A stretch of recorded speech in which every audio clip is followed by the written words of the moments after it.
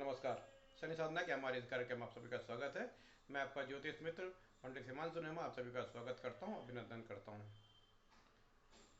आज से हम एक नया विषय प्रारंभ करने जा रहे हैं, लाल किताब के टोटके। लाल किताब के उपाय जो आदमी के जीवन को सरल और सहज बनाते हैं। लाल किताब के अनुसार यदि हम अपनी ग्रह स्थिति समझ लें तो उसके द्वारा हमें क्या करना चाहिए और क्या नहीं करना चाहिए, इसकी जानकारी हमें मिल जाती है और ये बड़ी सरलता से समझ में आ जाता है। तो आइए आज से स्टार्ट करते हैं।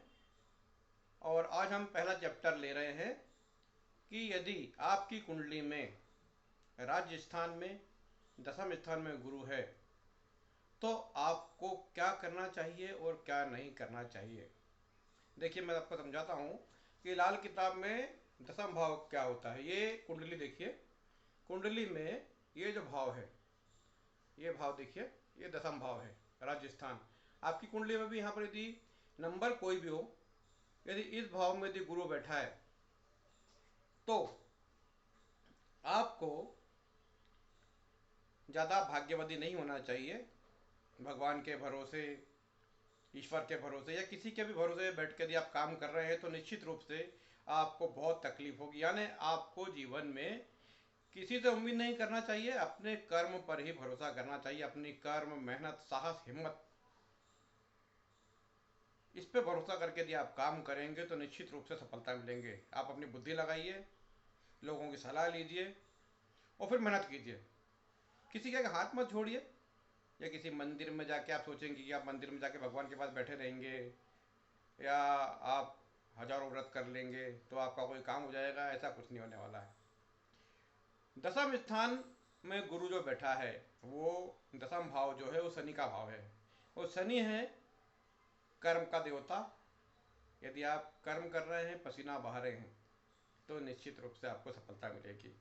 यानी दसम भाव का गुरु आपको ये कहता है लाल किताब में कि आपको भाग्यवादी और उम्मीदवादी नहीं होना चाहिए। यानी आप किसी से भी उम्मीद पाल के बैठ जाएं कि हमको मिल जाएगा और हम ऐसा हाथ फैला के बैठे ऊपर से कुछ गिर जाएगा, तो ये नहीं होने वाला है। और इससे आपको ज़्यादा तकलीफ होगी, समय भी निकल निकल जाएगा आपका और आपका काम भी नहीं होगा। बाद में आप जिसके भरोसे उसको गाली देंगे या उसको अपशब्द कहेंगे। तो ये जो चीज़ें हैं, दसम में आपका गुरु है तो पहली बात तो आपको कर्मठ होना चाहिए। दूसरी बात, आपको व्यर्थ का परमार्थ नहीं करना चाहिए। जैसे आपको किसी बताया गई कि यार ये व्यक्ति लंगड़ा है, ये व्यक्ति दीन है, या व्यक्ति गरीब है, कोई व्यक्ति आपके सामने आके अपने दुखड़े सुना रहा है तो आपने उठा के अपने जेब से पैसे निकाल के उसको दे दिए, तो ये भी आपके लिए परम हानि का काम हो सकता है। जैसे ही आप उसको दान देंगे या उसकी हेल्प करेंगे, निश्चित रूप से आपको अपने कामों में भयंकर रुकावटें आना शुरू हो जाएगी या आपको आपके काम बंद हो जाएंगे। जिन कामों से आपको पास पैसा आ रहा है, वो काम सारे आपके बंद हो जाएंगे और आप आर्थिक रूप से बर्बाद होना शुरू हो जाएंगे। तो व्यर्थ का परमार्थ और फ्री में किसी को कुछ ना दें। तीसरी बात जो मैं बताना जा रहा हूँ वो ध्यान रखिए। शनि होता निर्माण का कारक। आप सभी प्रकार के निर्माण करें जिससे आपको लाभ होता है। आप ठेकेदार हैं तो आप किसी का ठेका लें, उससे पैसा कमाएं तो वो भी आपको फायदा देगा। लेकिन यदि आपने कभी मंदिर निर्माण करने का सोचा, आप मंदिर निर्माण करेंगे तो यदि आप मंदिर निर्माण में आप पैसा ले रहे हैं, जो ठेकेदार आप पैसा ले रहे हैं, तो कोई दिक्कत नहीं आएगी। लेकिन आपने सोचा कि मैं परमार्थ के तौर पर मंदिर निर्माण में पैसा दूंगा और मेरे दान से मंदिर बनेगा, तो निश्चित रूप से एक बात लिख कर रख लीजिए, जैसे ही आपने दान दिया और मंदिर का निर्माण शुरू हुआ, वैसे ही आप कोर्ट कचहरी के चक्कर में फंस जाएंगे। आप कोर्ट कचहरी के चक्कर में फंसेंगे और आर्थिक कारणों से ही कोर्ट कचहरी में फंसेंगे। देखिए कितनी सीधी सी बात है।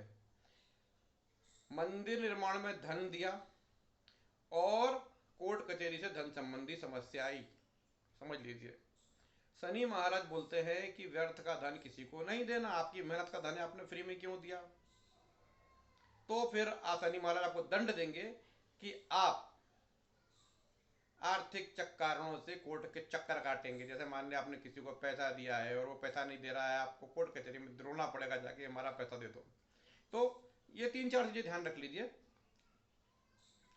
परमार्थ व्यर्थ का परमार्थ दान नहीं करना है, भाग्यवादी नहीं बनना है, और किसी पर दया करके उसको धन नहीं देना है। ये 3-4 चीजें हैं, इसका आप यदि ध्यान रखेंगे तो निश्चित रूप से दसम भाव का गुरु आपको तकलीफ नहीं देगा और अच्छे परिणाम देगा। आपको इस संबंध में और कुछ जानकारी चाहिए तो मुझे मैसेज कीजिए। आपकी कुंडली में दसम भाव में गुरु है, उसकी क्या पोजीशन है, आपको क्या करना चाहिए क्या नहीं करना चाहिए, इसकी सारी जानकारी मैं आपको दूंगा।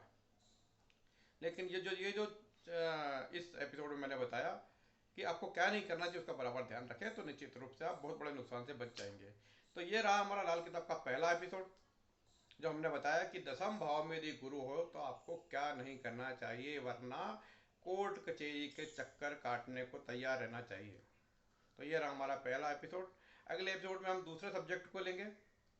आपको अपनी कुंडली में कोई भी समस्या हो तो मुझे लिख के भेजिए, मैं आपको उस लाल किताब से जुड़ी हुई उस समस्या का और उपाय वो आपको भेजूंगा।